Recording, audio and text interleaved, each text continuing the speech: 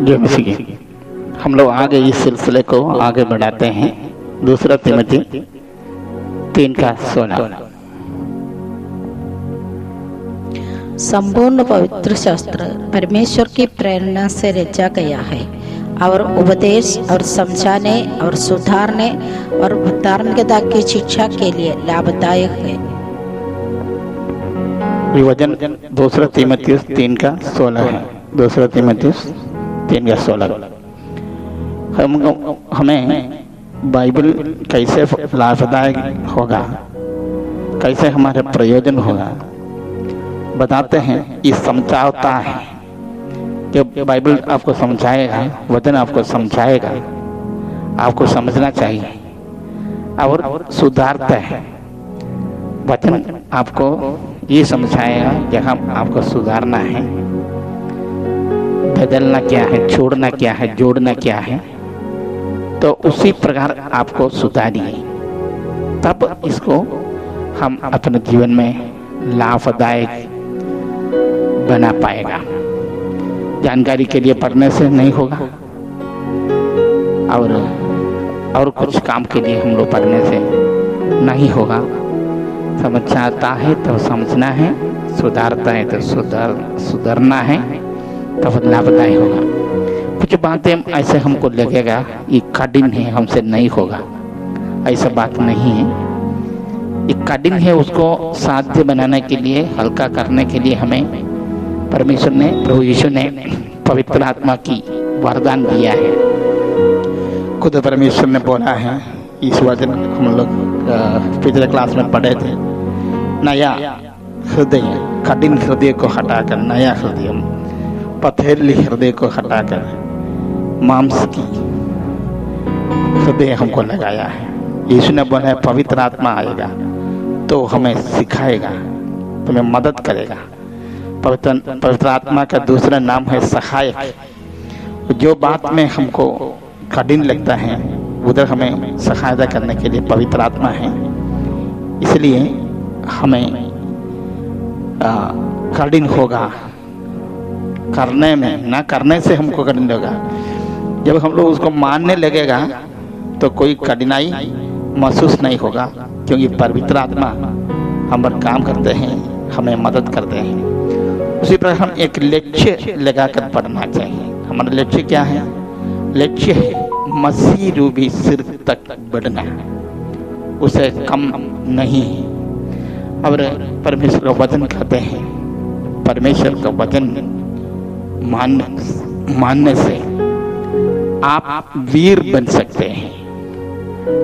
उस वचन को हम लोग पढ़ेंगे। भजन संगीता 103:20 वचन पढ़ेंगे। उसमें कहते हैं हमें बड़े वीर बनाने के लिए ये परमेश्वर का वचन लाभदायक है। भजन संगीता 103:20। हे यहोवा का दूतो, तुम जो बड़े वीर हो और उसके वचन के मानने से उसको पूरा करते हो, उसको धन्य कहो। तो ये वचन कहते हैं, दो बात कहते हैं। वचन का एक आवाज है, वो वचन की आवाज जो सुनते हैं और उसको मानते हैं वो बड़े वीर है, छोटा वीर नहीं है, वो बड़े वीर है। इसलिए हमें इस वचन को, वचन का शब्द को, आवाज को, उसका स्वर को हम लोग को सुनना चाहिए। हम लोग बाइबल की कुछ आम बात जो जनरल नॉलेज के लिए हम लोग सीख रहे हैं। पुराना नियम इब्रानी भाषा में लिखा है, नया नियम यूनानी भाषा में लिखा है, और अंग्रेजी में पहला परिभाषा हुआ और प्रसिद्ध प्रकाशन में आया हुआ बाइबल का नाम है king James version. KJV short में कहता है किंग जेम्स वर्जन। और हिंदी में संपूर्ण बाइबल 1892 में प्रकाशित हुआ है, प्रकाशित किया है। ओवन करके एक प्रभु का दास ने इसमें काम किया है। बाइबल की प्रकाशन और प्रसादन के लिए बाइबल सोसाइटी ऑफ इंडिया काम करते हैं। इंडिया का कोई भी भाषा में बाइबल प्रकाशन करने के लिए, उसको प्रसारण करने के लिए बाइबल सोसाइटी ऑफ इंडिया काम करते हैं। बाइबल का 2 भाग है, नया नियम और पुराना नियम। पुराना नियम में 39 किताब है और इसको 39 किताब को हम लोग फिर इसको बांटते हैं 17-5-17। ऐसे हम लोग क्यों बांटते हैं? क्योंकि 17 जो पहला 17 किताब जो है एक जैसे हैं और उसके बाद का 5 किताब एक जैसे हैं और लास्ट आखिरी जो 17 किताब है वो एक जैसे है। इसलिए उस किताब का स्वभाव के अनुसार हम लोग उसको बांटते हैं, सीखने की सुविधा भी इसमें मिलता है। पहला 17 किताब जो इतिहास की पुस्तक है, इतिहास है। अंतिम 17 किताब जो भविष्यवाणी है। और ये 17 दोनों 17 के बीच में, पहला 17 के बीच में और आखिरी 17 के बीच में जो 5 किताबें हैं वो काव्य ग्रंथ है, कविताएं हैं, काव्य ग्रंथ है। पहला 17 को फिर हम लोग बांटते हैं 5-12 और लास्ट का भी हम लोग इसे 5-12 बांटते हैं।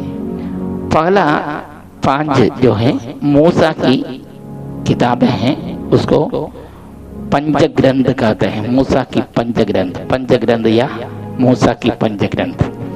ये उत्पत्ति से लेकर व्यवस्था विवरण तक है। उत्पत्ति, निर्गमन, लेविय, गिनती और व्यवस्था विवरण, ये 5 किताब जो है मूसा से लिखा हुआ है, इसलिए इसको मूसा की पंचग्रंथ कहते हैं। और बाकी 12 जो है 17 में ये 5 को हटाकर, मूसा का पंचग्रंथ को हटाकर बाकी इतिहास के किताबें हैं। वो तो यहोशू से लेकर श्रेष्ठ गीत तक है इतिहास का किताब है। और अंतिम 17 को भी हम 5 जोड़ 12 करके बांट सकते हैं।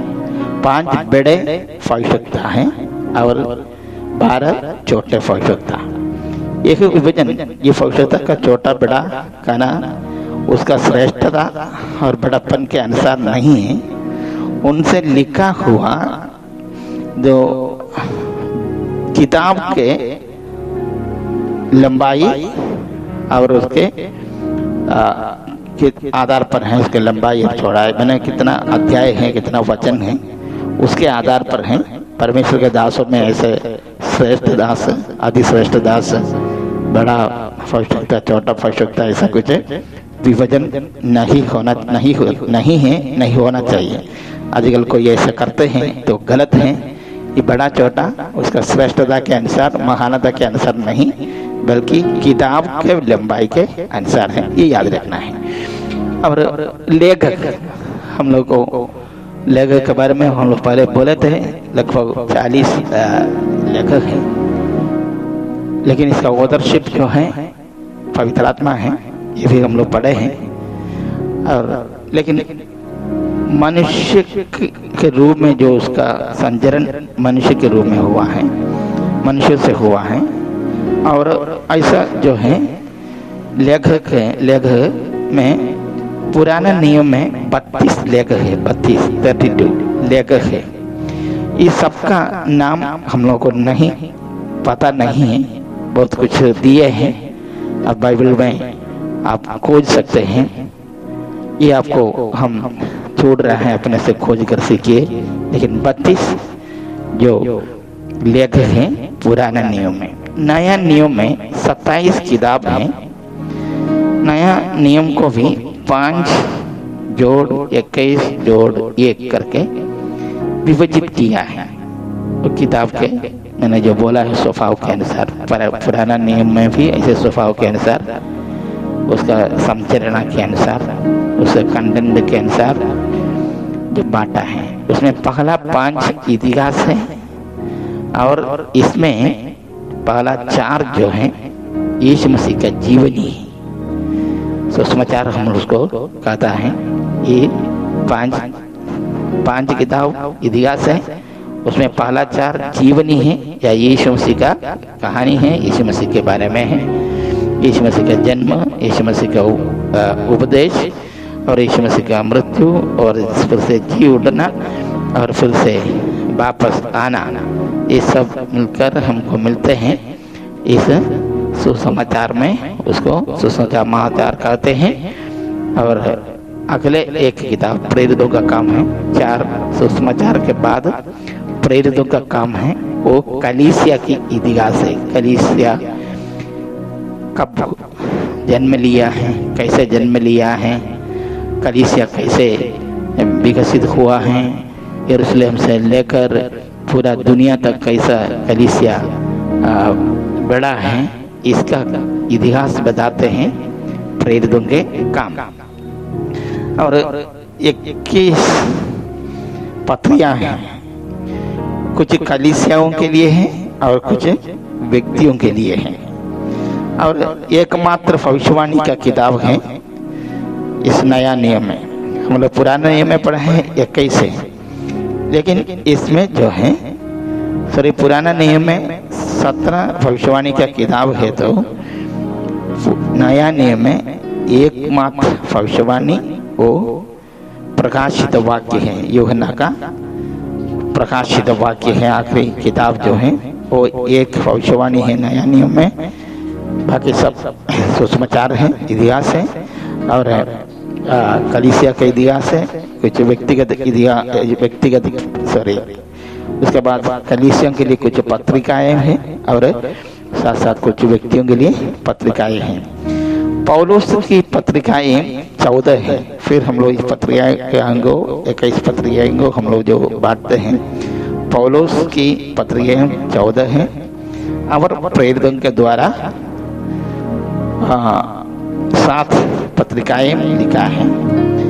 कलीसिया के लिए 9 पत्रिकाएं हैं, दोनों मिलाकर जो पौलुस द्वारा लिखा हुआ और प्रेरितों के द्वारा लिखा हुआ मिलाकर जो है 9 पत्रिकाएं हैं कलीसियों के लिए। और व्यक्तिगत पत्रिकाएं जो 4 हैं और एक पत्रिका जो है इब्रानियों की पत्री, वो जनरल पत्रिकाएं हैं, आम लोगों के लिए लिखा हुआ पत्रिकाएं हैं। और नया नियम के सारे 8 लेखक हैं और 8 का नाम हम लोग जानते हैं। 4 प्रेरित हैं, प्रेरितों में से 4 हैं, मत्ती, यूहन्ना, पौलुस और पतरस। ये 8 में 4 प्रेरित हैं। उसका नाम है मत्ती, यूहन्ना, पौलुस और पतरस। 4 लेखक प्रेरित नहीं है। प्रेरित का मतलब सीधे यीशु मसीह के समय पर प्रेरित आई ये लोग पाया नहीं है। लेकिन जो पढ़े हम लोग जो पढ़े हैं, इस 4 प्रेरित जो है लेखक है नया नियम का, उनका चेले हैं, दो चेले हैं और 2 जो हैं यीशु मसीह का, खुद यीशु मसीह का अपना भाइया है, मरकुस और लूकोस जो हैं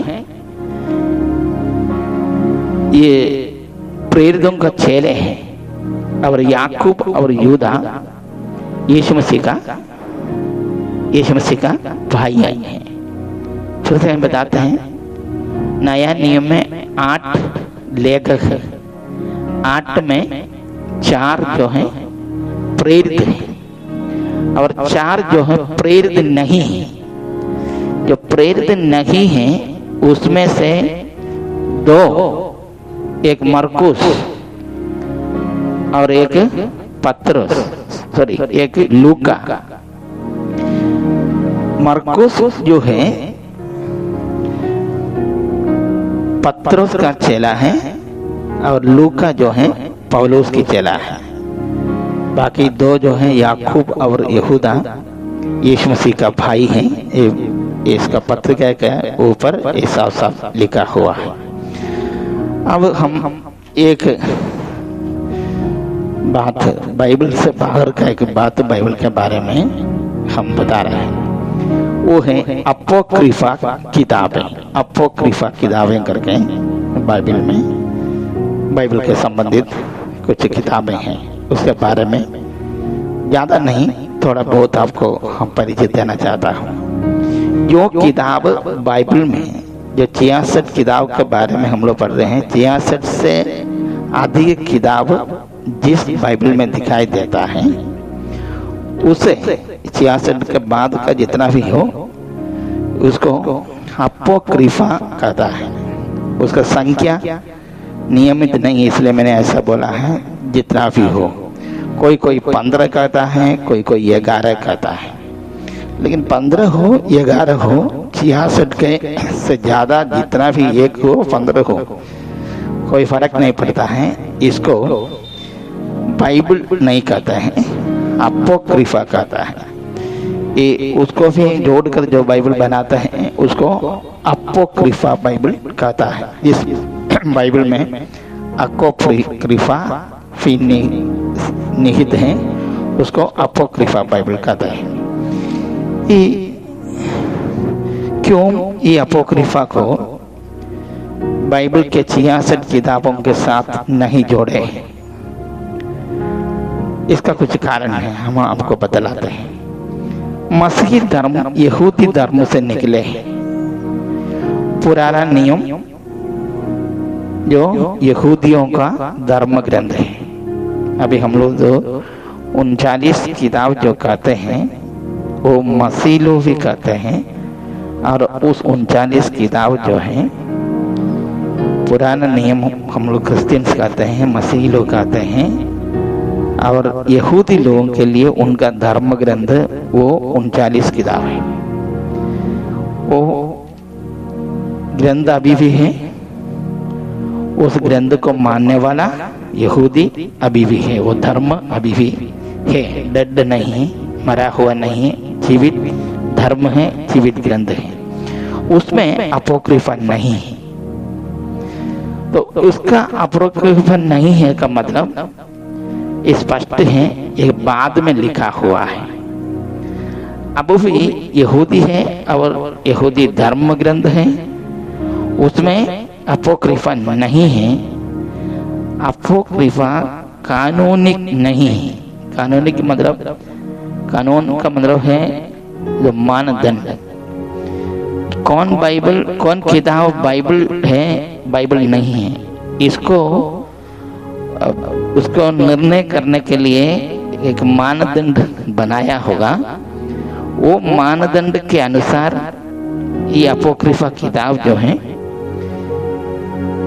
बाइबल कहने का, पवित्र ग्रंथ कहने का योग्य नहीं है, इसलिए यहूदी उस किताब को अपना धर्म ग्रंथ में नहीं रखा है, बाद में जोड़ा हुआ है। इसलिए बाद में जोड़ने के लिए कोई कारण होगा, पहले नहीं जोड़ने के लिए कोई काम होगा, वो तो कानूनी नहीं है इसलिए नहीं जोड़ा है, और फिर रखने के लिए कोई काम होगा इसलिए रखा है। दूसरा बात है कि यीशु मसीह अपोक्रिफा से उद्धरण नहीं किया, कोट नहीं किया है। यीशु मसीह अपोक्रिफा से उठाकर नहीं बोला है, उसको परामर्श भी नहीं किया है। बाकी सब किताबों से उद्धरण है या परामर्श या सूचना हमें नया नियम में मिलता है। और यीशु मसीह के छोड़कर फिर नया नियम में हम लोग बोले हैं 8 लेख हैं। ये 8 लेखों में कोई भी ये अपोक्रिफा किताब से उद्धरण नहीं किया है। यदि प्रभु यीशु मसीह और प्रेरितों ने अपोक्रिफा नहीं इस्तेमाल किया है, नहीं माना है, तो हम भी नहीं मानते हैं, इसको इस्तेमाल नहीं करते हैं। ऐसा किताब को इस्तेमाल करने से हमको ज़्यादा प्रयोजन, कोई लाभ हमको नहीं मिलता है, इसलिए अपोक्रिफा बाइबल में नहीं जोड़ा है या स्वीकार नहीं किया है। और थोड़ा जानकारी मैं उसके बारे में आपको दूंगा। AD 1500 में एक कलीसिया में एक आंदोलन हुआ है, वो इतिहास में आपको पढ़ने के लिए मिलता है। एडी 1500 का है, बीसी का नहीं है, एडी का है। सर लिखित इतिहास इसका है, आपको इतिहास का किताब से आपको पढ़ सकता है। चर्च का इतिहास आप पढ़िएगा तो जरूर आप इसको परिचित होंगे। तो इस आंदोलन में उस आंदोलन का नेता जो है हम लोग जानते हैं, उसने जो उस समय का कलीसिया का आचरण और कलीसिया के शिक्षा के बारे में लगभग 95 उनका शिकायत जो है, जो बाइबल का अनुसार नहीं है उसको लगा है। वो जिस सेमिनारी में वो पढ़ाता था, उस सेमिनारी में उसी को लिख कर रखा है। तो इसको उसके चलते कलीसिया में विभाजित हुआ है। उस समय तक कैथोलिक चर्च ही था, तो विभाजन हुआ है, तो उसको उस ग्रुप को प्रोटेस्टेंट कहते हैं। ये प्रोटेस्टेंट विभाग में अभी कलीसिया पहले एक था 1500 तक, अभी 2 विभाग हो गए, कैथोलिक और प्रोटेस्टेंट। प्रोटेस्टेंट जो है, जो बाइबल में नहीं है उसको नहीं मानते हैं बाइबल करके। तब बहुत लोग जो है कैथोलिक चर्च से बाहर जा रहा था, उसको रोकने के लिए बहुत सारा प्रयास किया है, लेकिन कुछ लोगों को लगा है कलीसिया का, कैथोलिक कलीसिया का, हम लोग को क्या करना है, एक प्रतिनवीकरण हमारे चर्च में करना जरूरी है।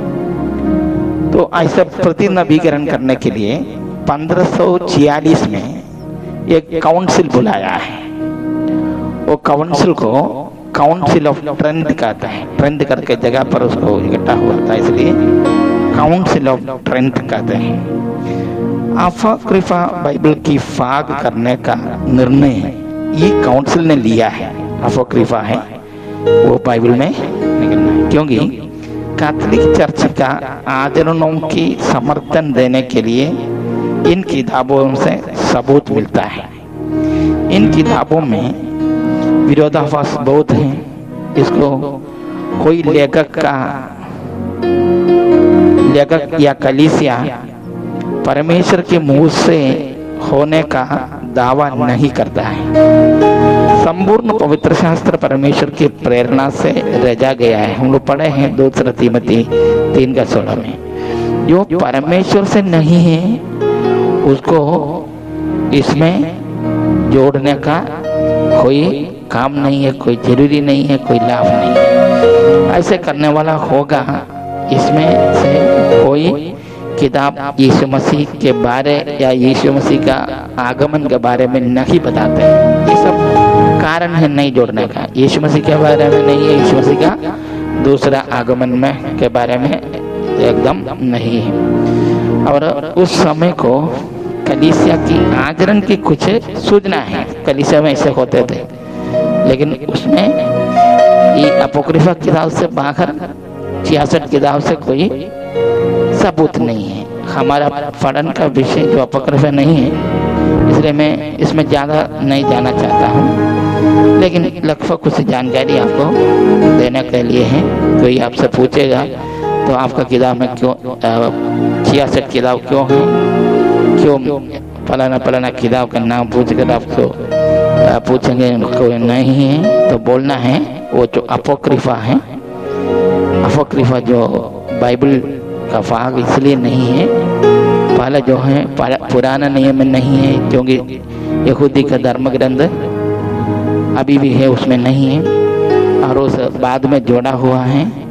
बाद में 1546 तक कोई किताब में बाइबल में अपोक्रिफा नहीं थे।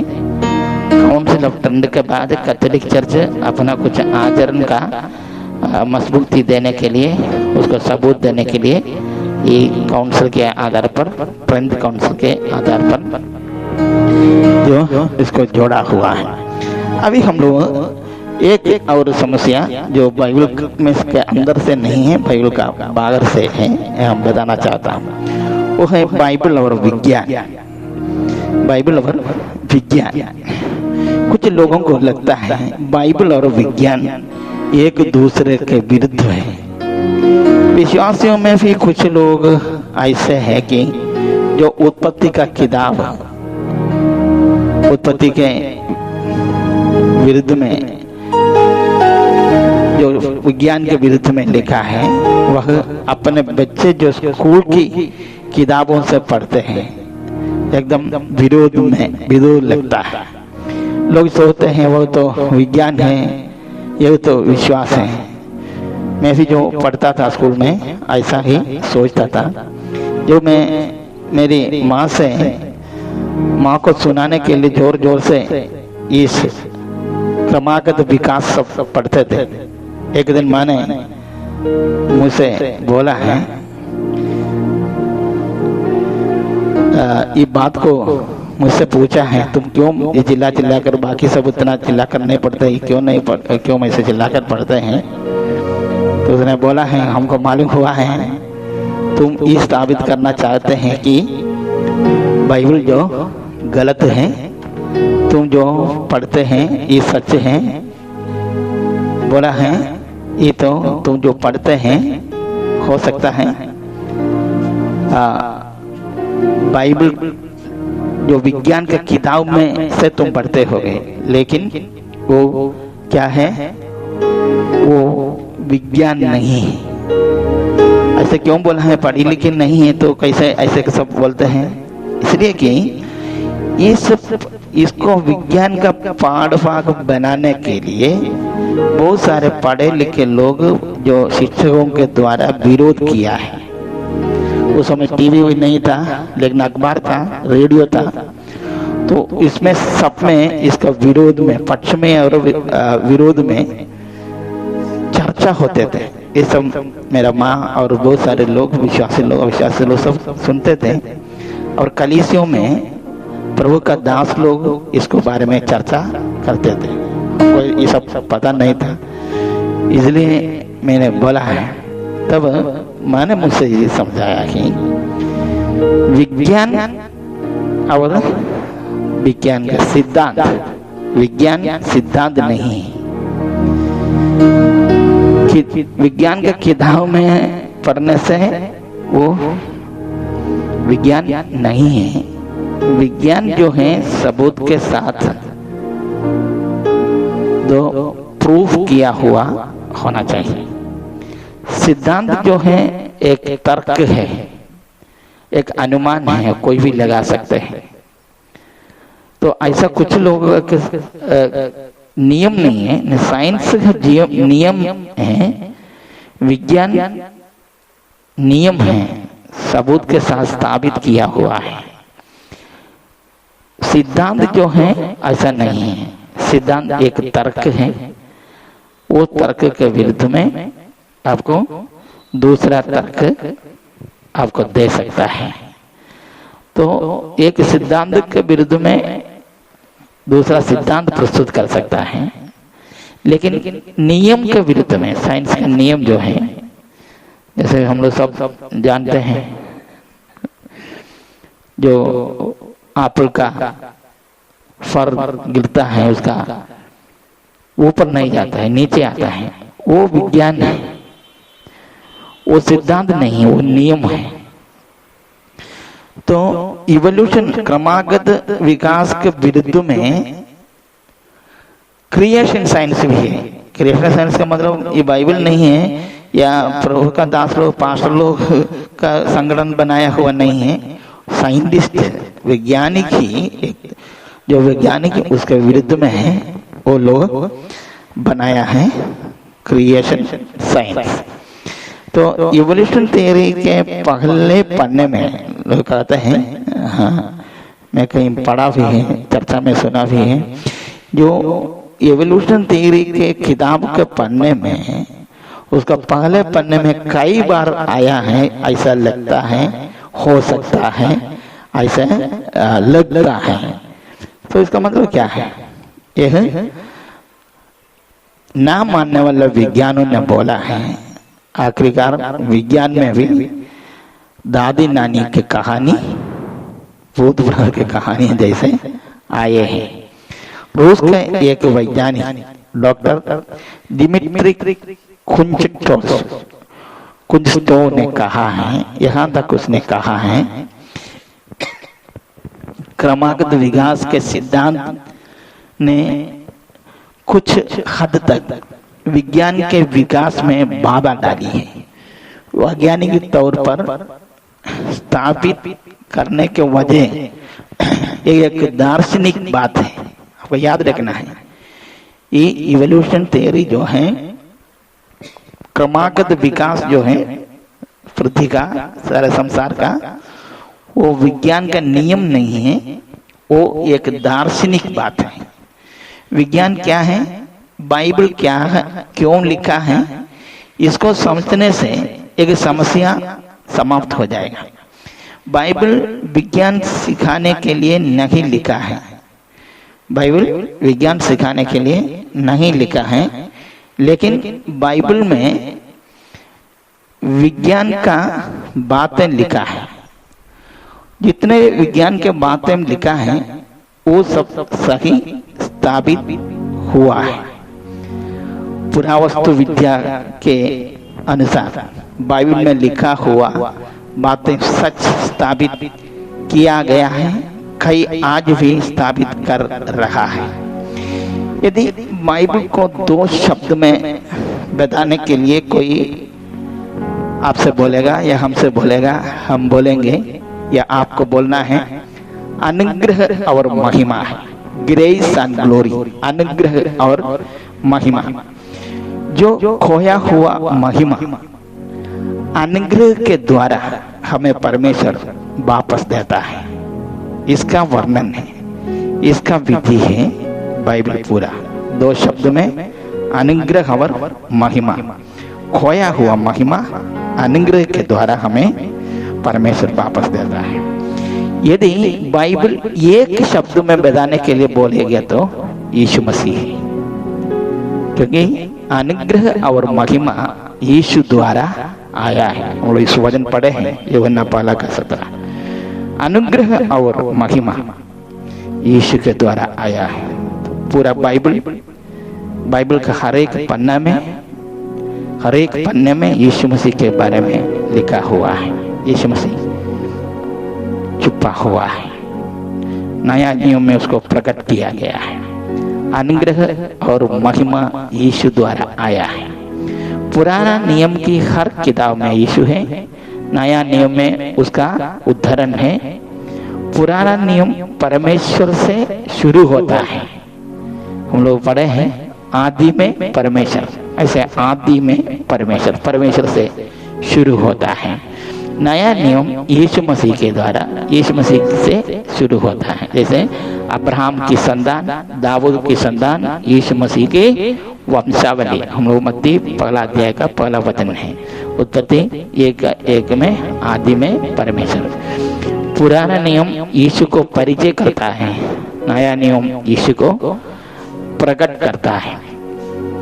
अब पुराना नियम अब्राहम से यीशु मसीह तक है और नया नियम यीशु से आज तक है। याद रखना, यीशु से आज तक है। आदम से अब्राहम तक मानव इतिहास है। पहला जो अब्राहम से लेकर आदम से लेकर अब्राहम तक, पहला अध्याय से लेकर 11 अध्याय तक मानव इतिहास है, संसार की इतिहास है। और संसार का इतिहास के बाद अब्राहम से यीशु तक परमेश्वर के द्वारा चुना हुआ एक जाति, एक समूह का इतिहास है। पहला जो है संसार का इतिहास है, विश्व इतिहास है।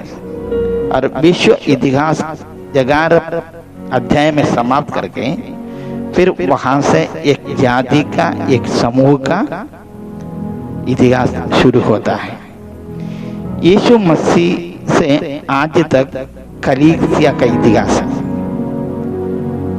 आदम से अब्राहम तक विश्व इतिहास है, संसार की इतिहास है। अब्राहम से यीशु मसीह तक एक जाति का इतिहास है, यहूदियों का इतिहास है। और यीशु मसीह से आज तक कलीसिया की इतिहास है। कलीसिया उठा लिया जाएगा तब से आनंद काल शुरू होता है, आनंद काल शुरू होता है। ये मूलभूत बातों को मन में रखकर हम लोग को बाइबल पढ़ना है। हम इसी मूलभूत बात को मन में रखकर एक क्लास तैयार किया है। अगले क्लास में हम बाइबल की घटनाएं क्रमबद्ध रूप में, एक ऑर्डर में, पहले क्या हुआ है और उसके बाद क्या हुआ है और उसके बाद क्या हुआ है, और इसी प्रकार लास्ट में बाइबल के अनुसार सबसे एंड में, लास्ट में, आखिरी समाप्ति कैसे होता है, इस बात को हम क्रमानुगत तरीके से एक ऑर्डर में, फर्स्ट सेकंड थर्ड ऐसे ऑर्डर में आपको पढ़ाना चाहता हूँ। वो तो है 9 युग है, 9 काल है। ये 9 या 10 साल में हम उसको आपको पूरा घटनाक्रम को याद दिलाकर फिर हम लोग उत्पत्ति से लेकर, उत्पत्ति से 1 से लेकर प्रकाशित वाक्य 22 तक का वचन कोशिश करेंगे हम लोग। जैसे हम लोग को समय मिलेगा उसके अनुसार कहाँ तक पूरा होगा हमको बता नहीं सकते, लेकिन समय लेगा। लेकिन हम लोग कुछ उतना जल्दीबाजी में हम लोग नहीं जाएंगे। कुछ खास बातें जो है, मुख्य बातें जो हैं आपको हम सिखाते जाएंगे। मैं पहले क्लास में जैसे बोला है, याद रखना है, आपको सीखना है। आपका गुरु पवित्र आत्मा है। मैं इसलिए पढ़ाता हूँ, परमेश्वर से आपको पढ़ सकता है। मैं इसलिए नहीं पढ़ाता हूँ, जो है गुरु से आपको सीख नहीं। गुरु हम सबका गुरु एक है, यीशु मसीह है। पवित्र आत्मा वो हमारे सहायता के लिए फायदे हैं। यीशु मसीह खुद बोला है, पवित्र आत्मा तुमको समझाएगा, और पवित्र आत्मा के द्वारा आपको वचन पढ़ना सबसे अच्छा है।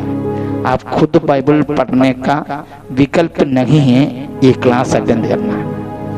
ये क्लास अटेंड करने से आप उसका पवित्र आत्मा से सीखा जाने का विकल्प नहीं है। कोई प्रभु का दास से पढ़ना है।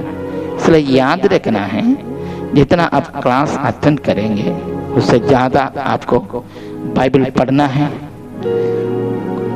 कैसे पढ़ना है हम आपको बताया है, 5 सीढ़ी में आपको बताया था। उसके अनुसार जब आप पढ़ेंगे पवित्र आत्मा जरूर आपको सहायता करेंगे। जैसे हम लोग भजन संगीता में से एक प्रार्थना किए हैं, मेरे आंख खोले ताकि मैं आपका वचन का अद्भुत बातों को देख सकूं। ऐसे करने के लिए बाइबल पढ़ने के लिए परमेश्वर का वचन कहता है, बाइबल का जानकारी नहीं होने से हम लोग क्या होते हैं, यीशु मसीह ने खुद बोला है, हम गिर जाते हैं, हम बिगड़ जाते हैं, हमको आगे बढ़ नहीं पाते हैं। इसलिए वचन पढ़ना जरूरी है। प्रभु हमें इस वचन के द्वारा आशीष करें।